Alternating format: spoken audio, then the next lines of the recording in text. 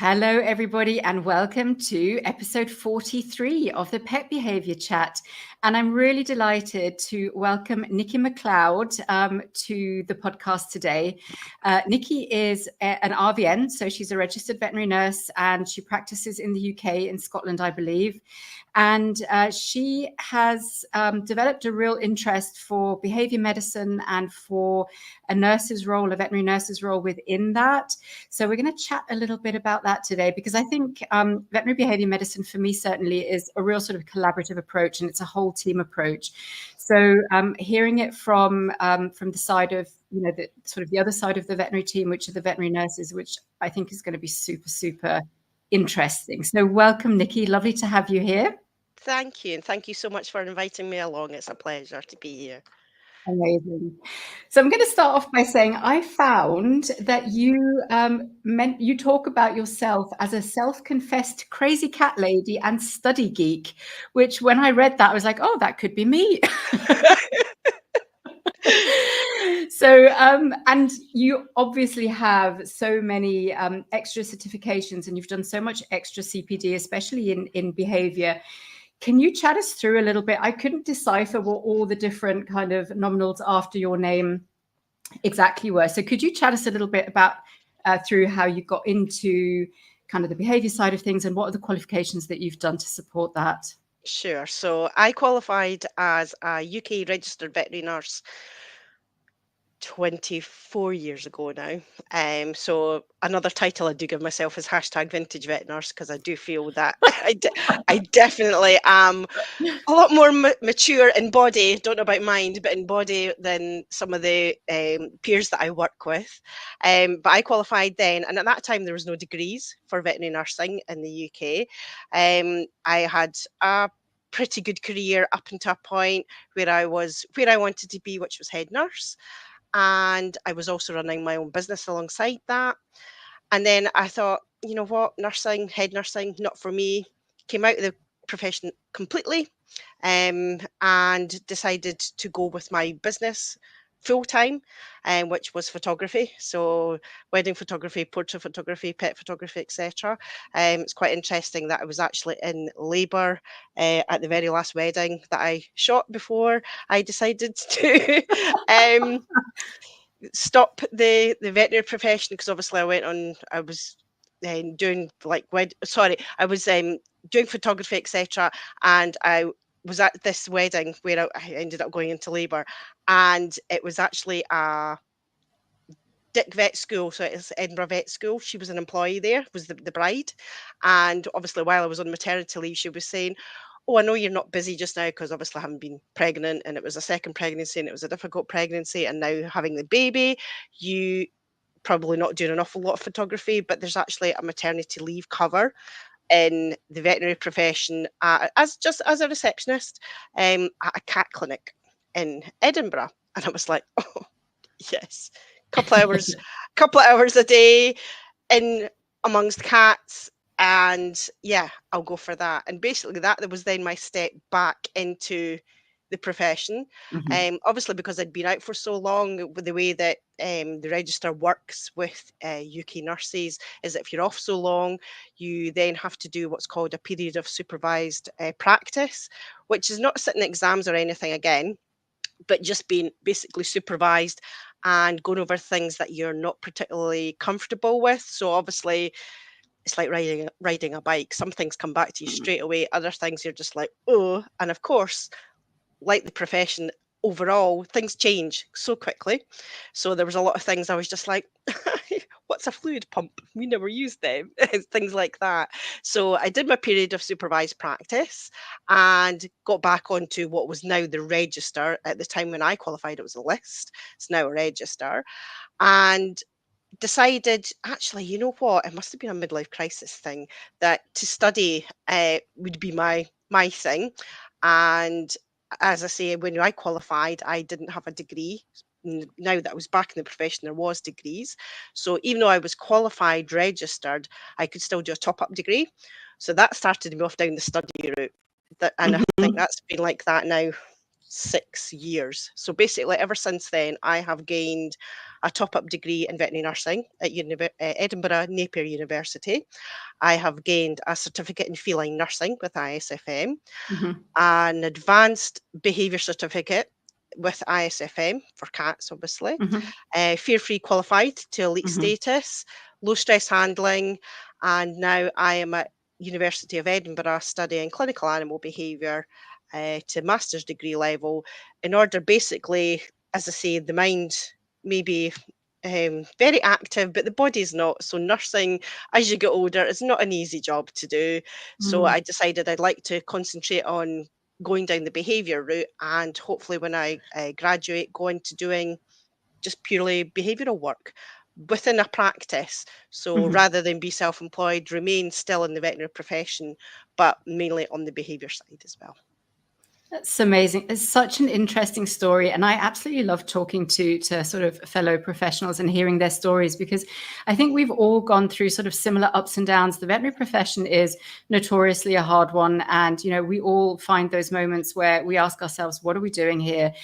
You know, should I be doing something else? Could I be doing something else? And however, though, I think oftentimes we find our way back into the veterinary profession, and we might just go down a different route, or we might find something that actually really piques our interest, or we see that there's a gap in practice. And as you say, things move on. And, you know, I think behavior medicine is certainly one of those things that, so I qualified same time as you, 25 years ago. And even though we did have behavior medicine at Munich, it wasn't anything like the behavior medicine that we practice now. So I think that's one of the beautiful things about the veterinary profession is there are so many different niches and areas that you can move into.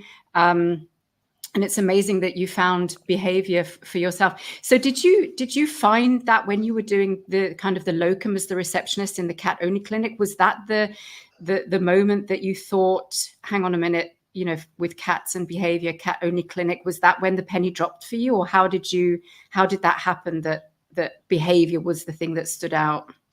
I think for me, this is why we do CPD, isn't it? Because continuing professional development is really the only way to keep up. Because certainly when it comes to my own personal opinion, there's nothing worse than hearing from somebody, we've always done it this way.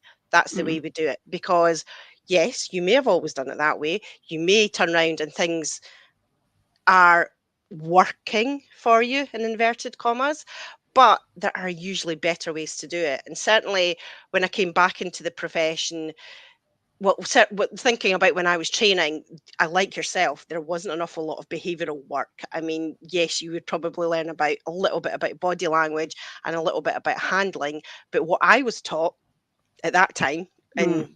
the late 90s, early 2000s, was to scruff cats, was to pull up their neck and pull down their legs in order to take a jugular blood sample, and also to call them spicy and nasty and all that stuff like that. And basically, starting at the cat clinic and working to different other practices and getting to where I am now, I'm realizing I'm actually quite horrified at what I used to Mm. do. But if you don't know any better, so now that you do better kind of scenario. So that's why now I'm very much of, I always, everybody laughs at me about how many hours of CPD I have. I mean, what is it? A registered veterinary nurse has to do 15 hours a year. And some of my peers over the years have said, oh my God, Nikki, give me some advice on what to do, because I'm really struggling to do my 15 hours. And here's me sitting at 900 and I'm just like,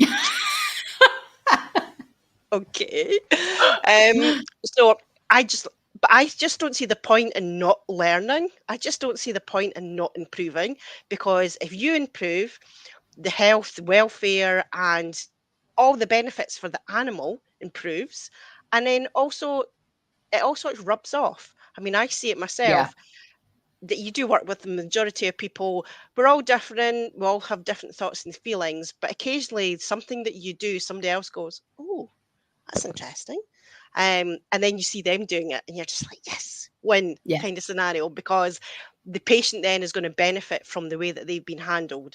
Yeah. Whereas I really like cry internally and sometimes do say, if it's the right moment, not only to peers, but also to clients, caregivers, that proper handling has changed. And I certainly do find that with the older generation, which I find quite funny saying because I feel old myself. But with the more mature generation, pulling cats out of carriers is a norm, or tipping them out of a carrier is a norm. Whereas I used to do that. I'm not going to turn around and say that I didn't do these kind of things, but I used to do that. And now I'm horrified when I see people doing it. So it's just usually a gentle, hang on a minute, let's think about the cat. The cat probably doesn't want to come out in the vet practice. So let's think about, can we take the top of the carrier, etc. Things like that. Lots of other things that we can then spark little light bulbs in a peer, in a caregiver, etc. And then they'll turn around and most of them go, I didn't know that. Thanks very much. Yes, you will get people that will go, well, this is the way we've always done it. And you just have to persevere. And it is draining. Sometimes I've got to admit, I'm a consulting nurse normally. I'm actually on secondment just now, but normally I am purely a consulting nurse within practice. So I am dealing with the general public a lot. And they do drain you, like any job. But occasionally you'll get the one that goes, oh, thanks very much. And for example, just when it comes to giving advice, I have a lovely cat caregiver with beautiful Bengals. And the first time I saw them, they were in one of these bubble rucksacks. Yep. And I just very politely just explained to her, these are not great. I mean, rucksacks on the whole aren't brilliant, but sometimes for that person, they're needed because they're maybe coming by a bus. They're maybe it's easier for them to carry than having the carrier in the front, because again, I don't like carriers being held by handles. So maybe rucksacks are suitable for that person, but even if we could change the rucksack. So we just had a really, really nice discussion about rucksacks and about how the bubble aspect of things are maybe not that great because obviously it increases stress. They've got nowhere to hide. The ventilation usually isn't that great. A week later, I got a message from my head vet saying, this caregiver has taken your advice. She thanks you so much for everything that you've done. She now refuses to see any other nurse. You are her cat nurse. You will come in and she will book appointments with you. And sure enough, the next time she came in with the beautiful cat, the cat was in a new rucksack, which was of adequate size, which had great ventilation, which had lots of covers and areas within the rucksack to hide. And I mean, it was huge. It was the biggest thing I've ever seen. But she was like, I took your advice because I can see now that I know, I can see now why what we had before just wasn't adequate. So and that's a win for me. And she still, even now I'm secondment, I still do the occasional Saturday shift. And she was in just at my recent Saturday shift because she was like, I'm not seeing anybody else. And I'm just like, that's it. If out 100 clients, peers, whatever, even like when I do lectures, stuff like that, everybody in the audience might not take on board what I say, but if I just change the minds of one or two people in that audience, then that's for me, job done. Yeah, it's a win, isn't it? And it's so interesting how sometimes the tiniest things can make a massive difference to the patients. You know, it doesn't have to be rocket science, you know, using complex PVP combinations, although obviously we do that as well. But sometimes it's the little things like thinking about that, you know, the experience that the cat has all the way from their home to the veterinary practice and what that already means for their stress levels, you know, before they even get there. And I so often get asked, you know, how do I deal with an aggressive patient in the veterinary clinic? You know, what do we do with these aggressive cats? And my answer is always, well, by the time the cat is aggressive in the veterinary clinic, it's too late. That's it. You know, you've lost your opportunity. And by then, you know, if the cat has to be seen, all it is then is just kind of, you know, putting the fires out and sort of emergency management and trying to do what you can, the best you can, which is never going to be ideal. It all starts in that preparation. So the things like choosing proper carriers, you know, giving people advice on those things is so important. And I think that's where vet nurses are so well placed, because oftentimes the vets don't have the time to do those things, to talk about those things. So Nikki, speaking about that, chat us through, like, what does it practically look like for you being a consulting nurse with these extra qualifications in behavior? How do you make use of your sort of extra knowledge in behavior during a consultation? Do you do behavior consults as well as supporting the vets during the consult, or how does it work from a practical point of view? So it's quite funny at work because everybody, like, you can almost hear the eye roll. Here comes Nikki with her bag of goodies because um, I say, for example, my appointment starts at 9 o'clock. I usually come in at least half an hour to 15 minutes earlier and prep my room. So I have a bundle of blankets for dogs and a bundle of towels, nice fluffy soft towels for cats.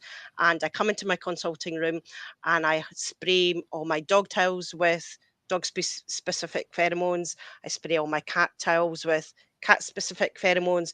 And then I walk out the room because I have asthma. And this is one thing I stress to peers, to caregivers, that, for example, the spray does have an alcohol carrier. Mm, So obviously, when you go to spray it, you smell it. It's quite aversive, it's quite offensive. So when you spray it, make sure you don't spray it around the animal, but also don't spray it around asthmatics. So mm, I spray it and walk out the room and prep everything else, which is getting like any primula cheese, like soft squeezy cheese, stuff out the fridge. If I see that there's vaccines coming up, I get them ready and actually get them ready to be prepared the minute the client does arrive, because I don't want to actually open it all in front of the cat, etc. I look at all my histories. I get my cat friendly music on in the waiting room, and basically be prepared and not feel like I'm running around and rushing and upsetting the dog or the cat that I'm in. Again, allergies, I'm allergic to rabbits, which again people quite find quite funny, because being a veterinary nurse, how can you be allergic to rabbits? But again, that's just something that's happened. So my peers are very good at saying don't book any rabbit appointments. So I am mainly just cats and dogs. And then it's prepping to see what they're coming in for. And if a lot of people will go, second vaccine, oh, quick 5-minute job. No, for me, second vaccine is for say a kitten. What about your environmental resources at home? How many cat litter trays do you have? Do you have the food and the water side by side? Stuff like that. And it's all conversational education. But mhm, at the end of the day, hopefully the caregivers don't realise that I'm actually grilling them to find out exactly how they're doing things for their cat for the better. Because if people do start to question, why am I asking all this? It's just like, well, at the end of the day, I'm hoping to become a behaviourist and I don't want to see you. I want you to set up yourself up in the home where everything is so perfect that your cat or your dog won't have behavioural issues. So if we do everything right at the beginning, then you won't have an issue. Same with what I would love to do. And again, I have got, even at my age, I have so many plans of what things I can do in the future. I would love to, first of all, train caregivers in making sure that the carrier is suitable within itself, but also within the home, so leaving it out, etc. If possible, carrier train your cat so they go into it. I mean, everybody in my work knows that my cat is not the most friendliest of cat. He's your typical unsociable, don't touch me unless it's on my terms cat, big, massive, tall, long, 6 kilo cat that will bite, will scratch, but I can carrier train him. I do not fight with him to go into the carrier. I have trained him and I've done videos and stuff like that. I even used him as part of a university assessment to get him into the carrier. So now the carrier's out all the time, so he doesn't bother by it. And we get some high value treats and we do some training every now and then. And then when I have an appointment, I do not rush. I make sure that we're sitting and we're just doing some training first of all, and then I'll pop him into the carrier with himself through training, and then we'll take our time, gently riding in the car, some nice music, not rock music, which I'm normally used to, as you can see with the guitars behind me. Husband's into rock music. It's normally a lot of loud music in the car, but when the cat's there, no, cat music goes on. It's really nice and gentle. And then towels pre-prepared, pheromones on towels, etc., covering them up, keeping them in the dark, making sure there's no stimuli, and then making sure that then if they do have to go in the waiting room, they're up high, they're covered, it's nice and peaceful, and then gentle handling within the consulting room. So I'm mm, passing all that information on to peers and to caregivers mm, in order for hopefully the majority of them to turn around and say, I get that. And mm, then certainly in lectures, I explain to other veterinary professionals about the trigger stacking, that, as you say, by the time we've seen them, the cat has gone from 0 to 100, and we've not even touched them yet. And yet Exactly. the caregiver will turn around and say, oh, my cat hates going to the vets. But yeah, it's not the vets they hate. They actually hate the process, that they've been Yeah. taken out of their territory. They've been put in this abnormal, dusty, smelly box that doesn't get seen until it comes out for the vets, and then they get put on this horrible journey, and then they get yanked out of a carrier. And yeah, the cat's going to turn around and go, hang on a minute, I don't want to be here. And I'm going to lash out, because that's what I do when I am in that heightened experience. I am just going to either run away or I'm going to lash out. And then that's when we end up with the, oh, he's spicy, oh, he's aggressive. And you're just like, actually, no, he's probably in pain, which sometimes is the reason, particularly our more mature cats and dogs, when they come to the vets, they're underlying chronic issues, or they're scared, or they're frightened, or they're anxious. And it's just like, change the mindset of how you actually think and verbalize how you're seeing an animal, because you're again then presetting conceived ideas about, if you say to somebody, oh, that cat's spicy, they're also going to go in and go, right, okay, I know you're spicy, I'm going to be ready for you, kind of scenario. But I'm sorry, this is not a fighting ring. So if you turn around and say the cat you're just about to go and get out of a carrier, out of a kennel in the cat ward, it's in pain, it's got severe arthritis, your mindset is going to be completely different, because you're like, oh my gosh, the cat's in pain. And that's why thinking about our own language and thinking about the animal's body language tells us so much. And regardless of whether you're a study geek like me or not, every single veterinary nurse can take those two aspects in their daily life, with whether they're consulting, whether they're behind the scenes in theatre, ward, etc. And if they just take those two aspects about animal body language and their own language into consideration, it can make a huge difference to that animal's welfare. And then the caregiver thinks, oh, actually the cat's not so scared, the dog's not so scared, we'll come back then, because then we can't do anything for an animal if we don't see it. And if we don't see it, it's going to suffer. And then if it's going to suffer, the caregivers are then not going to do anything about it. So it's this domino effect, isn't it? If we can just make a difference in the beginning and show them there are better ways, it can make a huge difference to the cat's welfare, dog's welfare in the long run. Yeah, no, I couldn't agree more. And I think there are a couple of really important points that you sort of picked up on there. So that labeling piece, that's the one thing, right? Making sure that we're really kind of mindful about the language that we use, and because it really influences how we then feel about that animal, approach that animal, whether we're empathetic with it, whether, you know, we're going to treat it with the kindness that they deserve, or whether we're already going to be in that state of mind of defensiveness and that sort of thing. So I think that labeling piece is massively important. I think we all need to, you know, be really mindful of that. And I agree, that's something that any veterinary professional can do, is to just kind of change that one little thing.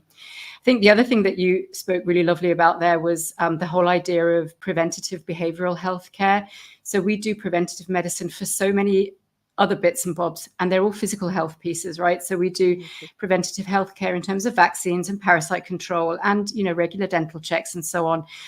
And we miss the behavioral part of it. So I think that education piece that you mentioned, so if you do have a puppy or a kitten coming in for their second vaccine, of not just thinking, oh, great, it's a second vaccine, it's a quick job, 5 minutes, you know, in and out, but actually taking that time to educate the caregiver about, you know, the next few phases and stages of that animal's life. And that's such a valuable thing. And I think that's where veterinary nurses, again, can play such a massive role. And I really like the fact that you're integrating that into just everyday general practice life, because I think we always feel that, you know, practicing behavior, it's almost like this separate entity, you know, it's its own silo and we have to go somewhere else, or we do it virtually, but actually it needs to happen all the time with all of our patients in a general practice setting, you know, especially for those young animals that come in.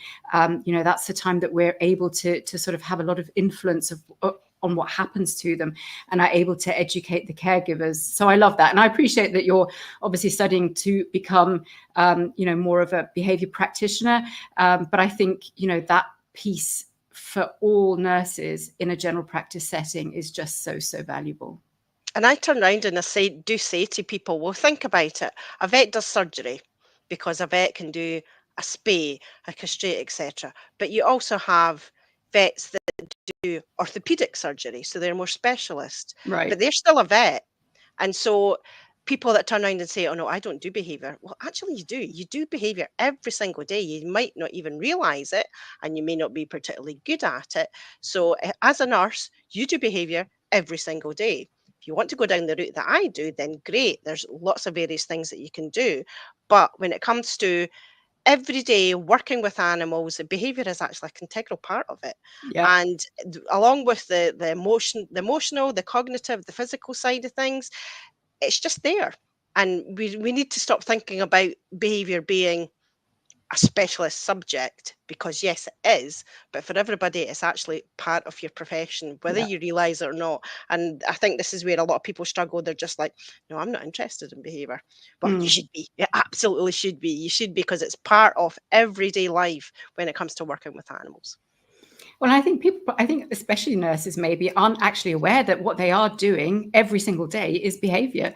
It's not a separate entity. It happens all the time. A patient that comes in, the first sign might be is they're off their food, that they've stopped eating, or, they're vomiting, or they've started urinating in the home. They're all behavioral presentations. Yes, they might have a physical underlying cause, but you have to recognize that behavior, and you have to recognize what's normal and what's abnormal, both for the species and perhaps that individual, to then be able to understand how you can take that further. So how would you, or what would you recommend to, let's say, a young veterinary nurse who's just started out and is perhaps really interested in getting a little bit more knowledge, or maybe developing within their own practice, developing that behavior side of things more? What would your advice be? And then my next question is going to be, do you think there's enough continuous education out there for nurses to learn more about behavior? But what would your sort of basic level advice be? It was quite interesting because I thought about this myself, getting more into a niche of behavior. Do nurses know more about behavior? Do nurses do more about behavior in their training? And what about other nurses like me that want to do a bit more? So I actually started then my own podcast about veterinary nurses in behavior. So I've been speaking to a lot of nurses about the different kind of behavioral things that they do. And you've got things like what we used to call puppy parties. And again, Mm-hmm. this is just shows you where things have changed. I mean, Mm-hmm. even just saying it now actually makes me cringe, because to me, 20 odd years ago when I used to do them, it was a massive free for all in the Yep. waiting room, with puppies of all different shapes and sizes, and caregivers loved it, granted. And as far as I know, as far as I can remember, because it was such a long time ago, there was never any major incidents. But now when I think about it, Mm. oh my goodness, the emotional aspect to that just must have been absolutely horrendous. So for me personally now, it's not puppy parties, it's puppy classes, puppy school, etc. One of the things I'm doing just now is learning to be a puppy school tutor, which is a UK company.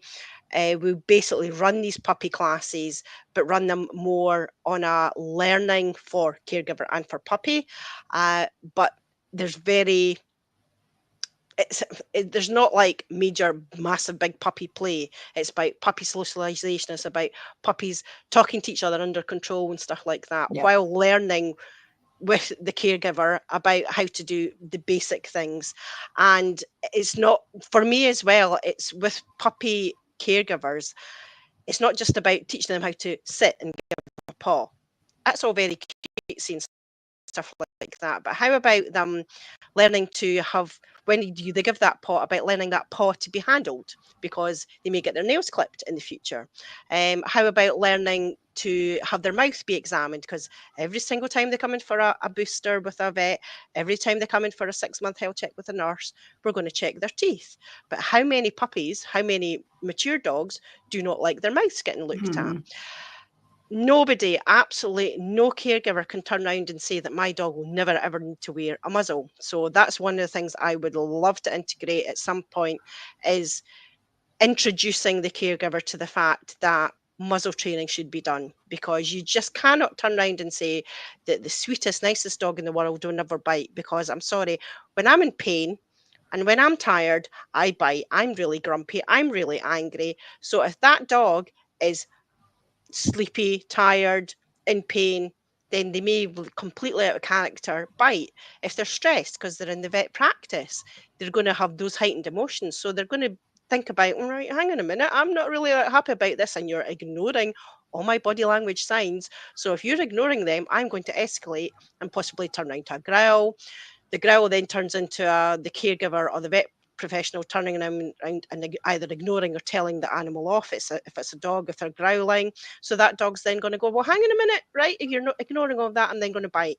So, and then it's going to escalate, and then the next time the dog is then going to remember, "Hang on a minute. The last time you did this to me, you ignored all these signs that I did, and I'm just going to go straight to biting." So, if we can learn body language, if we can learn then muzzle training, if we do have that emergency situation where we need it, then great. If we feel like especially when the dog goes through that secondary fear period and they're feeling a bit kind of anxious, and the vet professional and the caregiver want to keep everybody safe, popping a wee muzzle is not a wrong thing. So absolutely, I'd love all puppies to be muzzle trained.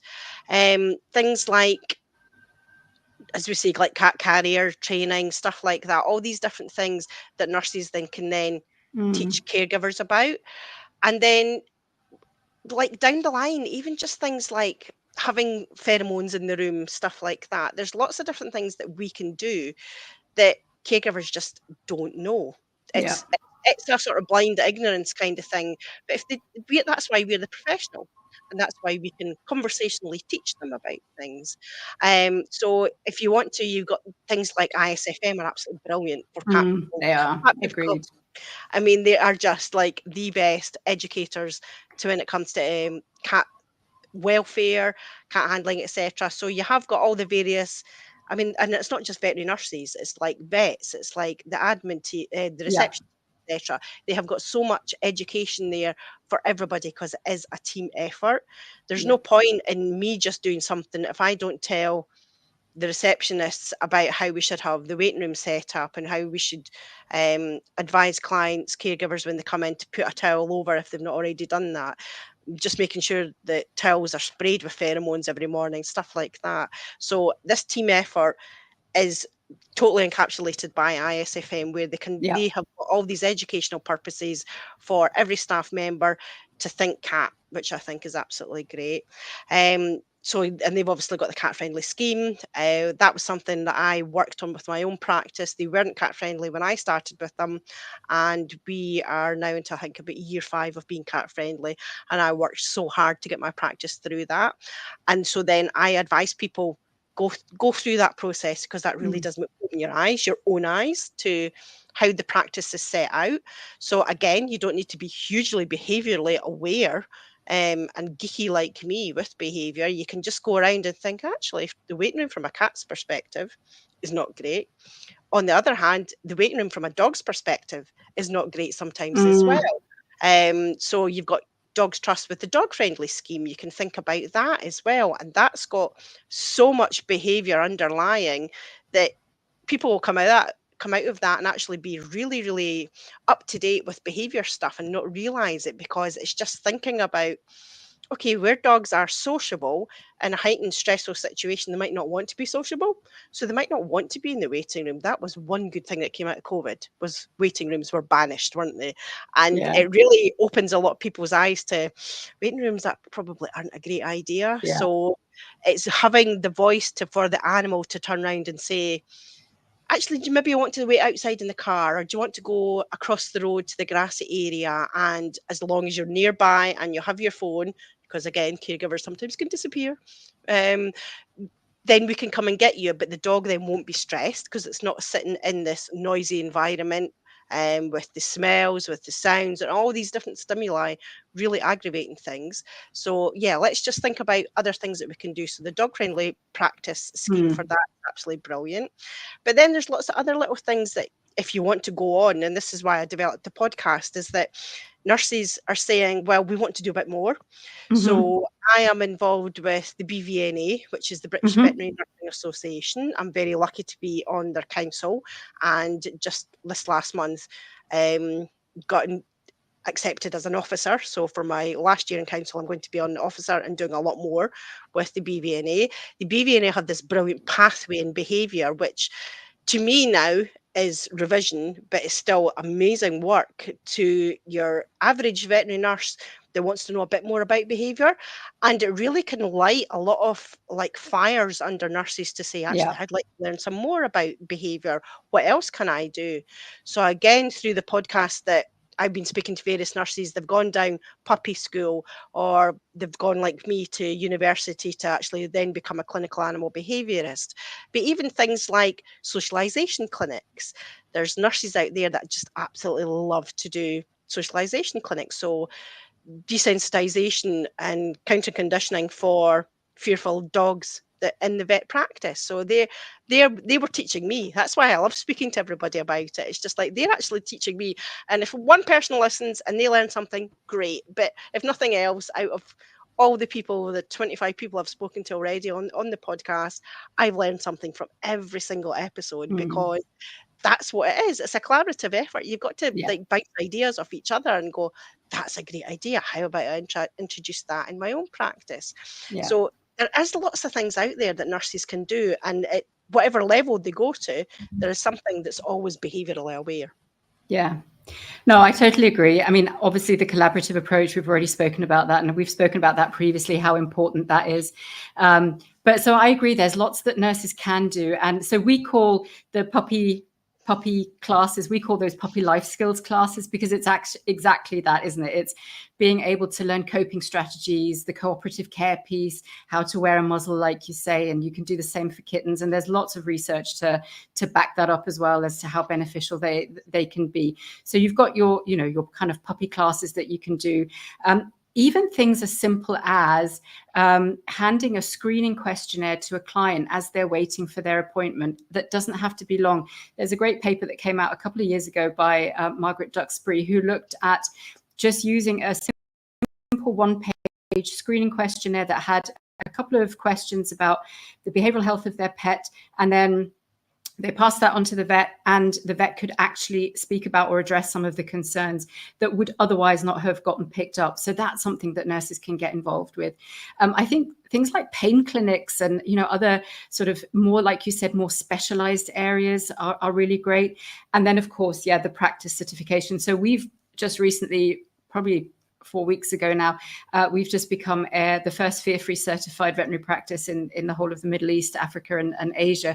And I know that my two team members, so my kind of most senior nurse, Nora, and my trainer, Ilse, they kind of did that together. And the amount of knowledge that they came out with on the back of that. So I think you're absolutely right, whether it's cat friendly or whether it's dog friendly in the UK, unfortunately, that's not available outside of the UK, or whether it's fear-free.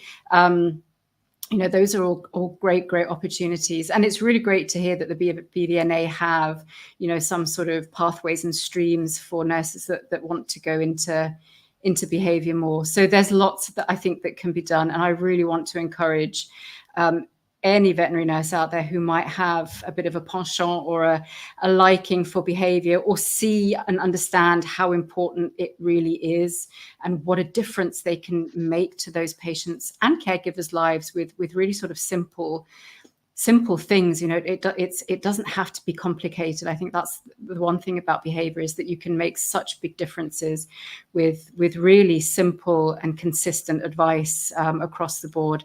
And I think, that at the end of the day, that's what we all want. It makes our job easier. Absolutely.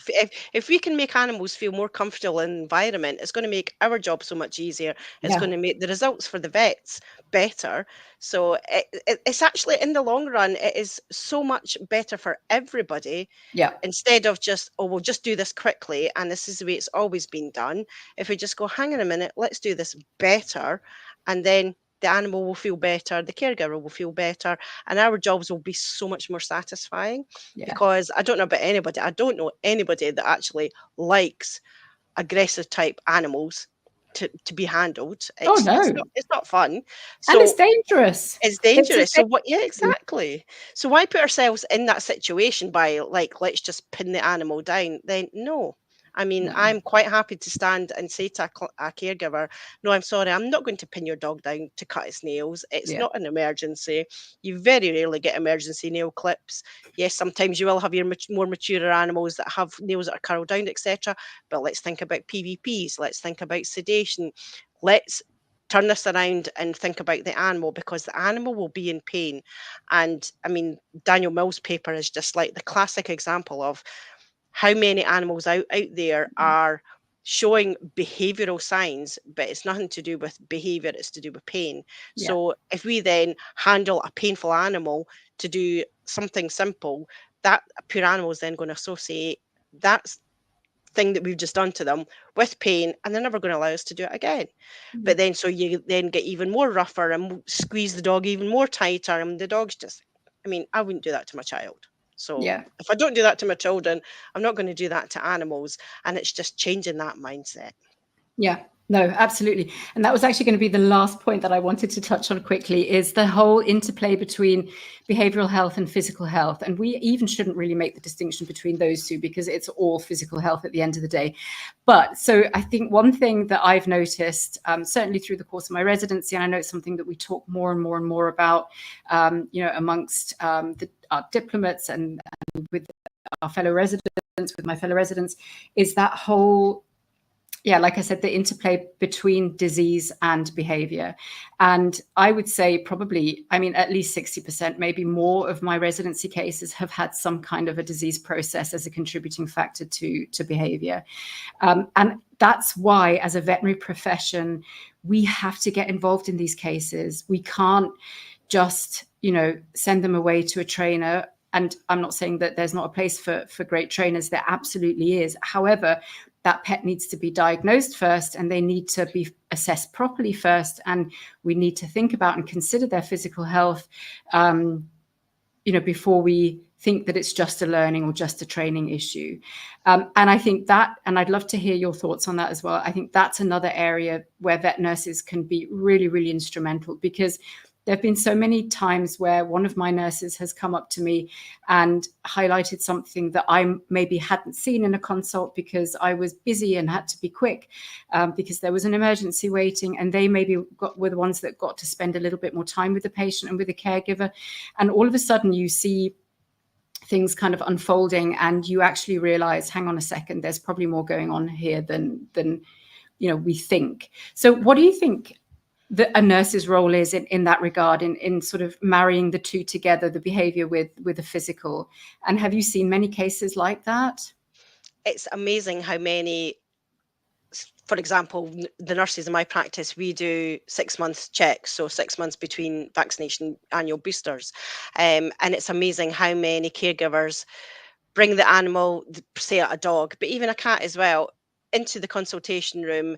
And I'm watching them coming down from our waiting room to the consultation room, and the dog maybe has a little bit of a limp, or the cat comes out the carrier and it's got a little bit of a stooped posture, etc. And you're just like, oh, have you noticed Bonzo having a limp? Have you noticed Harry having that awkward position? Oh, he's just limping, it doesn't matter. There's nothing wrong with that. And again, it's just education, isn't it? It's just turning around and opening the eyes a little bit to the caregiver. Where there is a limp, there has to be a reason for it. Humans and non-humans don't limp just for the heck of it. I mean, it's there's usually something underlying there, and particularly with our more mature animals, obviously we have to think about arthritis, etc. And as nurses, we are not allowed to diagnose or prescribe, but we can advise. And I feel that is just as important, because if we can advise the caregiver, if we can advise the vet, by the way, I've just seen such and such, and see the next time they're coming in, because I know they're coming in to see you at some point, can you check this over, because the caregiver may not mention it.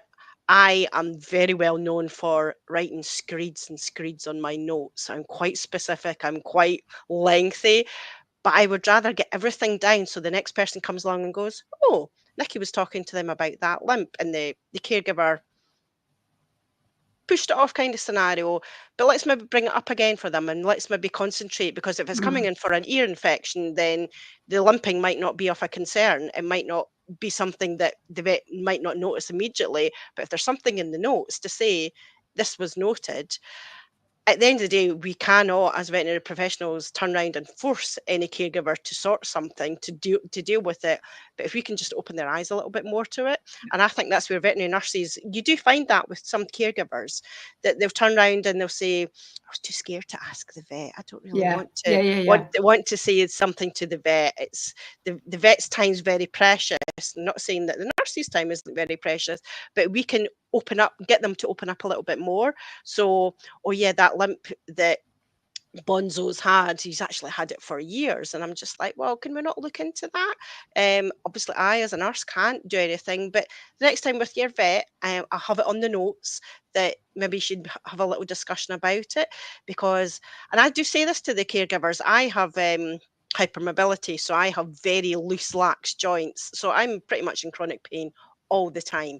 So when I still get on with my daily job, I still get on with my life, but there's some days where I'm just like, I am in absolute agony, but I still have to put a smile on my face and do my job and stuff like that.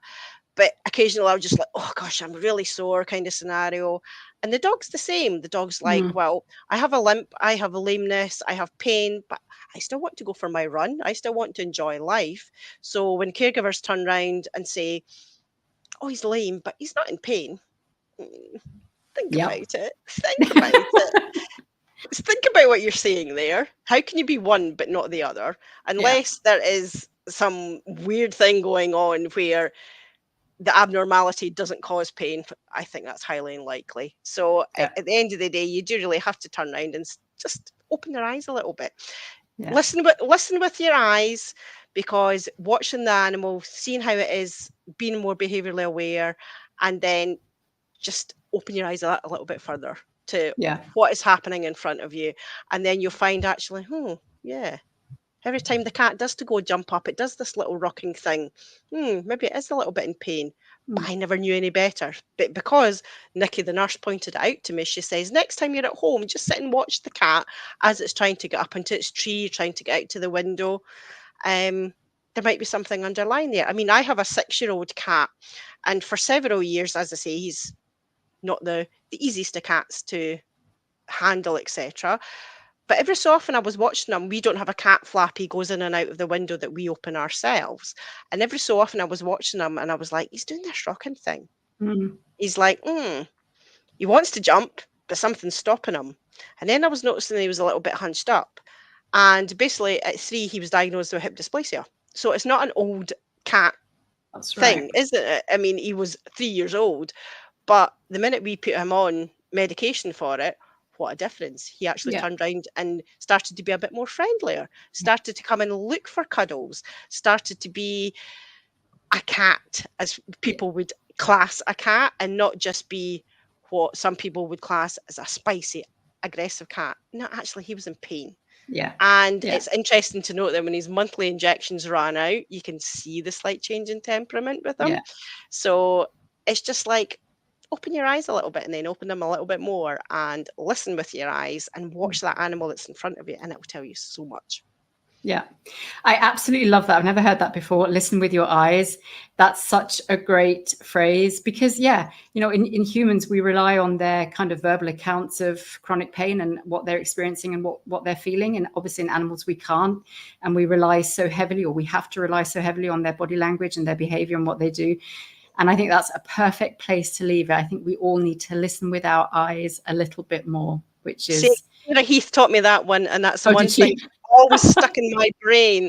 And just because it's just so obvious, isn't it? Because cats can't talk, dogs can't talk, but they are actually screaming at you. They are actually shouting. So if we just listen with our eyes, you will see so much. You will learn so much. So yeah, absolutely. Just listen with your eyes. That's the takeaway message of the day. Listen with your eyes. Amazing. Thank you so much, Nikki. And why don't you let everybody know where they can find you? Obviously, you've got the wonderful Positivity podcast and a couple of social media platforms. But please, let everybody know where they can find you and where they can listen to your podcast. Sure. So I am on Instagram and Facebook as Feline Fabulous Veterinary Nursing. And as I say, a couple of years ago, I thought there must be other nurses like me out there that want to learn more about the more niche behaviour things. But it's actually, as I say, it's brought in a lot of things that are not just necessarily behaviour niche. So my nurse_positivity behavior RVN's podcast has been so successful. I've had yourself on it, and it is a lot of people come up to me and say, I've listened to it and it's really interesting. Other nurses have said, you've actually prompted me to go and Mm, join this certificate or join this course. And I'm just like, great, that's all I want people to do, because there are people like me out there that want to study more. But then as I say, I've gone on every single podcast episode and learned so much myself. And yeah, that for me is wonderful, because it just shows you that you can never stop learning. yeah, So the podcast, yes, you are, if you're into nursing and behaviour, great. But even if you're not particularly behaviourally aware and really into behaviour, have a listen to it anyway, because you probably will pick stuff up. And it's just like your own podcast. I love listening to it because all the different stories from different caregivers, and when you speak to Nora and Elsa about all the different things that you do within practice, I'm like, oh, I never thought of that. I'm going to use that the next time.